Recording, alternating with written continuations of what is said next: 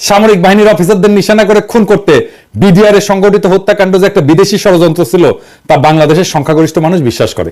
সেই জন্য এর একটা স্বচ্ছ তদন্ত করে বিশ্বাসযোগ্য বিবরণ বা আখ্যান বা ন্যারেটিভ দেশবাসীর সামনে তুলে ধরা প্রয়োজন। এই ঘৃণিত বিদেশি শক্তির সাথে এদেশের রাজনীতি, সামরিক বাহিনী, জনপ্রশাসন, পুলিশ, সাংবাদিক, বিভিন্ন পেশার মানুষদের যে অশুভ দেশবিরোধী আতাত বা সংযোগ ছিল এবং আছে তা উন্মোচিত করতে হবে।